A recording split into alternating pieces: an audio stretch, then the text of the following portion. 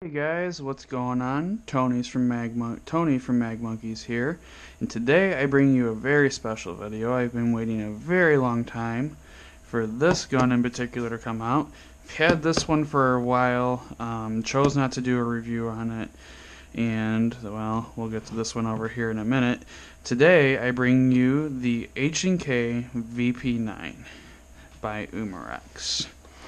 So this is the gun I've been waiting for a long time. This is the US version. There has been up to 4 previous generations of this gun. I love that they're giving you little O-rings here. Nice gun. I got to not play but ref with this thing last weekend, and I have to say I'm pretty damn impressed with this little guy. It's pretty nice. So that's the one I've been waiting for quite a while, over 6 months at this point. I was waiting for this, and they announced it at SHOT Show, and then they announced the Glock, and everyone was all hyped up about that, so that took priority over putting this baby out, but it's finally here, and I'm very happy. Then we've got this guy over here. This is the CO2 semi-blowback version of that gun. It doesn't have a full blowback, it's only partially opened here. Magazine's kind of funky, we'll get into that in a little bit. This is as far back as the slide travels. Trigger's a lot different, the whole mechanism is pretty different for this, but this was a nice thing to tide me over until this guy came out, so I was happy about that. This orange tip's gonna probably have to go goodbye, not gonna lie. Yeah. And then we have this one. For those of you that don't know, I'm actually a concealed carry permit holder, and this is what I carry with me most days. So I'm going to go ahead and take the mag out, clear the chamber, and we can tell it's clear. So we're good there. Pick that up off the ground. So, we're going to start with a comparison, then we're going to get in how to take this thing down and my overall thoughts and impressions of this thing. So first off, we'll take the real gun. Again, it's been cleared. Okay. Size-wise with the CO2, 1-to-1. They did a nice job with it. Everything is great about it. I like it. Mags all match up for the most part. I mean, obviously the real one doesn't have, the hole at the bottom there or anything like that. This side works with the slide release. This side does not. It's just there for show. You can see here both that and that both work. Okay. One other detail that they missed on this guy is if you cock that back, nothing happens here. If you cock this back, don't mind that, that's just the battery charging. I don't know if you can see, but there's a little red mark there indicating that the slide has been racked. When I pull the trigger, that red dimple then goes away. Getting into this one, same deal, 1-to-1. Very nice job on their part. This one has that same detail in there. When I fire it, it goes away. Also, this one, slide catch works on this side. This actually moves, which is nice. So there's that. Let's go take a look at the markings for those of you guys that are into that type of stuff. So we'll compare the CO2 version and the real one first. You've got the H&K VP9 logo. That is I don't actually know what that is, so I'm not going to pretend like I do. But that is this on this gun for some reason. This is where it says it's made in Germany. Right here, that's obviously quite a bit different. The 9x19 is the same. VP on the bottom here. You got your serial number. You got your warning to refer to operator manual for the real firearm. This one is your airsoft Umarex warning. It's not a toy, etc. Going to the other side, you got your serial numbers here on the real one. And you got this little square thing. You do have the square thing here. Then you've got the 9x19, so that's the same. License trademark of Heckler and Koch, GmbH. This one's got a safety on it. The real one doesn't have a safety on it, so I don't understand why this one does. And I will be honest with you, this stupid safety has been a great source of frustration for me because I got my concealed carry holster here. Obviously fits the gun. This was custom made by a guy on my team, by the way, so if you guys are interested in having any custom Kydex work done, hit me up. I know a guy, especially if you're in the Illinois area. This guy fits perfect, 1-to-1. Keep in mind, this holster was molded from that gun. I'm sorry, from this gun. Ooh, good thing everything's all clear. This, with the stupid safety lever, that's about as far into the holster as it's going to go. If that thing wasn't there, guarantee you this thing would be fitting in there like a glove. But since they decided they wanted this to be more of a new player friendly pistol, I can understand maybe why, you know, they put a safety on it.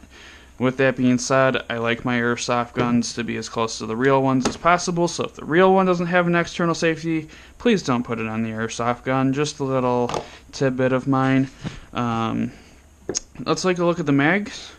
So my other complaint about this gun is the mag capacity. Loading this mag is actually really nice. They took a page out of their race gun book for making these mags. You can just put that little follower to the side, you load it in through the top. Super easy. This is the actual mechanism that moves back and forth to actually shoot the dang thing. So that's pretty nice. The only complaint I have about this thing only holds 13 rounds. My real one holds 15. Yeah. I don't know why you couldn't have made it hold the real amount. That's kind of not good in my opinion. And honestly, there's no reason this couldn't have been double stack. Even if it was just on this part that was actually like the decent metal, the black metal here. This is all pot metal and whatnot. Not that I've had an issue with it. I get that maybe for structural reasons this part needed to be single stack, but the rest of that could have been double stack. That's just my thoughts. This thing, I will say this too about it. That screw right there is an adjustable hop-up. On these half blowback, partial blowback, or closed blowback systems, whatever you want to call this thing, you don't typically find an adjustable hop-up. This one does, and I have to say I've run 2.8s in it, and it shoots really dang good. Especially for what you're getting. This is a sub $100 gun, and I don't mean like that $99. No, I'm talking like $89, maybe even $79, depending on where you're buying this thing from. Mags are kind of pricey, though. You're going to be looking at about $30, $35 a pop on a mag. One thing I do like about it, it shoots the mag out for you. Again, chamber's clear, but just to kind of give you a comparison, it actually shoots it out better than the real one. Granted, this is loaded, but still. Loaded BBs in a 12 gram ain't going to add that much more weight to this thing. This thing's pretty freaking heavy. So, come on, HK, step it up. No, I love you, HK. This is a great gun. I love it. That's why I carry it every day. When we compare that same thing, wah-wah. With that being said, it does drop free. So that's kind of nice. When we look at the actual mags, as this one's going to be about as close to the real deals you're going to get, it's actually pretty darn close, and you can tell this thing gets a lot of use. So, yeah, it's got the the same markings down the side. You look at the base plate; they're actually pretty dang similar. You look here, yeah, you can't get the made in Germany because you got to have your spring for your BBs. You got numbering here, and you get numbering there. The grooves are pretty much identical. You know what? Let's compare. Let's see if this will go in there. And it actually does for the most part. I bet you if it wasn't for these feed lips, we would be able to get it all the way in and whatnot. Uh-oh. There we go. That's why you shouldn't do that kind of stuff. Now let's reverse it. And they were smart when they made this. This thing is too fat to go in there comfortably without risking damage. Okay. we're going to compare the markings on this. I just want to make sure I can get this one out of the way.